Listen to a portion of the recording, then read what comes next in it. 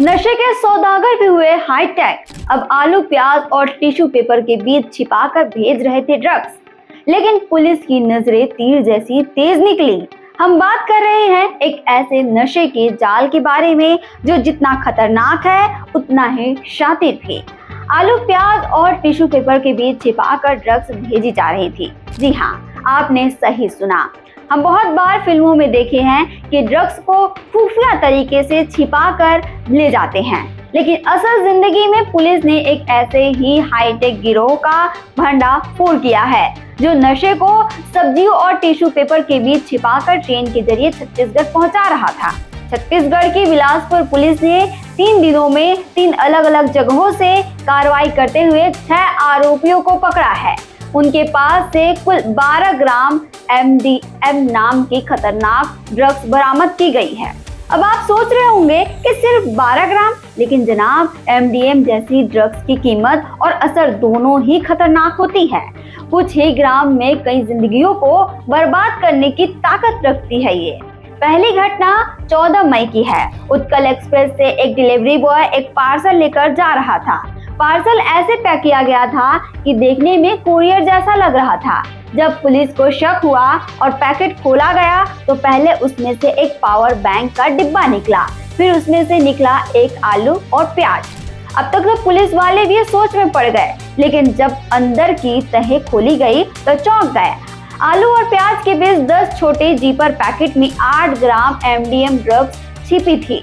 यानी ड्रग्स को ऐसे लेयर में छिपाया गया था कि पहली नजर में कोई पहचान ही नहीं सके। 17 मई को संपर्क क्रांति एक्सप्रेस में भी ड्रग्स की खेप पकड़ी गई। इस बार ड्रग्स को 3 परतों में छिपाया गया था और आखिरी बॉक्स में 100 से ज्यादा टिश्यू पेपर के बीच छिपा कर रखा गया था। सोचिए, टिश्यू पेपर के बीच ड्रग्स। इतनी चालाकी से पैकिंग की गई थी कि ट्रेन के पेंट्री कार में बैठे लोग भी कुछ नहीं समझ पाए। जैसे ही डिलीवरी बॉय से पूछताछ हुई, पुलिस को पता चला कि यह माल दिल्ली से भेजा गया है। इसके बाद पुलिस की एक टीम तुरंत दिल्ली के लिए रवाना हुई, लेकिन आरोपी तो वाराणसी निकल गया था। टेक्निकल सर्विलांस की मदद से पुलिस ने लोकेशन ट्रेस की और जब वह छत्तीसगढ़ के चोटिया इलाके में घुसा तो CSP निमितेश जी की टीम ने रतनपुर और बेलतरा टोल प्लाजा में चेकिंग शुरू की और फिर पकड़े गए 4 आरोपी। दिल्ली का मुख्य सप्लायर शुभम दत्त, उसका साथी सुमित कुमार, कोयला कारोबारी राजू सिंह, बिलासपुर का नामी कारोबारी रितेश शर्मा, मस्तूरी निवासी। इन सभी को CG04 सीरीज की एक गाड़ी से पकड़ा गया। अब तक आपने सुना था कि बाहर के लोग ड्रग्स सप्लाई करते हैं, लेकिन यहाँ ट्रेन का स्टाफ भी शामिल निकला। 14 मई को उत्कल एक्सप्रेस में पकड़ा गया पेंट्री कार का असिस्टेंट मैनेजर प्रदीप कुमार, जो सोनीपत हरियाणा का है। 17 मई को संपर्क क्रांति से पकड़ा गया AC कोच का असिस्टेंट विवेक यादव, जो किरौली राजस्थान का रहने वाला है।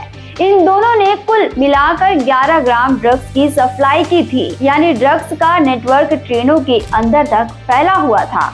इस गिरोह का नेटवर्क सिर्फ बिलासपुर में ही नहीं था, रायपुर, जांजगीर, बलौदाबाजार जैसे जिलों में भी ये नशा भेजा जा रहा था। और सबसे चिंता की बात ये है कि युवा चोरी छिपे ड्रग्स के जाल में फंसते जा रहे हैं। महंगे दाम पर मिलने वाली ये ड्रग्स पार्टी ड्रग्स के रूप में इस्तेमाल हो रही थी।